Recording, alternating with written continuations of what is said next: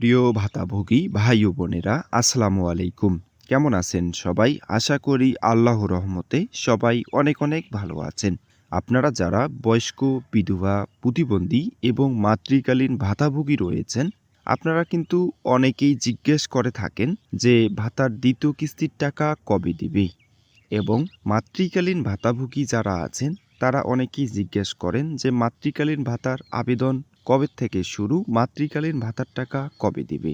সম্পূর্ণ বিষয় নিয়ে আজকের এই ভিডিও। তার আগে আপনি যদি আমার এই ছোট্ট চ্যানেলের নতুন দর্শক হয়ে থাকেন, তাহলে এরকম গুরুত্বপূর্ণ ভিডিওর আপডেট পেতে চ্যানেলটি সাবস্ক্রাইব করে পাশে থাকা বেল বাটনটি বাজিয়ে দিবেন। আর ভিডিওটি সম্পূর্ণ দেখার জন্য অনুরোধ থাকবে। বয়স্ক, বিধবা ও প্রতিবন্ধী ভাতাভোগীরা দ্বিতীয় কিস্তির টাকা জানুয়ারি মাসের প্রথম সপ্তাহে অথবা দ্বিতীয় সপ্তাহের মধ্যে পেয়ে যাবে। প্রতিবন্ধী হিজড়া ও নিগোষ্ঠীদের আবেদন কিন্তু এখনও চলমান রয়েছে। আপনারা যারা মাতৃকালীন ভাতা করার জন্য ইচ্ছুক, আপনারা অনেকেই জিজ্ঞেস করেন যে মাতৃকালীন ভাতার আবেদন কবে থেকে শুরু। আসলে মাতৃকালীন ভাতার আবেদন কিন্তু প্রত্যেক মাসের 20 তারিখ থেকে 30 তারিখের মধ্যে করা হয়ে থাকে।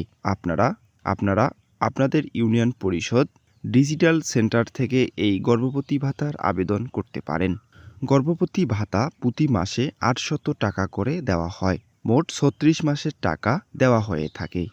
আপনারা অনেকেই বলতেছেন যে আমি গর্ভবতী ভাতা 2 মাস থেকে পাই না বা 3 মাস থেকে পাই না। আপনারা যারা 2 মাস 3 মাস থেকে পান না, আপনারা কিন্তু সব টাকা একসাথে পেয়ে যাবেন। আর যারা একবারও টাকা এখনো পাননি, তাদের হয়তোবা অ্যাকাউন্টের সমস্যা হয়েছে, তারা অবশ্যই মহিলা বিষয়ক কর্মকর্তার অফিসে গিয়ে যোগাযোগ করে অ্যাকাউন্টটি ঠিক করে নেবেন। তাহলে আপনাদের ভাতার টাকা নিয়মিত ঢুকবে।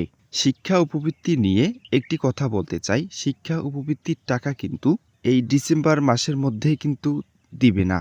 যত ভাতা আছে সব ভাতা কিন্তু জানুয়ারি মাসের প্রথম সপ্তাহের অথবা দ্বিতীয় সপ্তাহের মধ্যে কিন্তু ভাতার টাকাগুলো দেওয়া শুরু করবে। এই ছিল আজকের ভিডিও। আশা করি ভিডিওটি ভালো লেগেছে। যদি ভিডিওটি ভালো লেগে থাকে তাহলে আমার এই ছোট্ট চ্যানেলটি সাবস্ক্রাইব করে পাশে থাকা বেল বাটনটি বাজিয়ে দিবেন। সবাই ভালো থাকবেন, সুস্থ থাকবেন। আল্লাহ হাফেজ।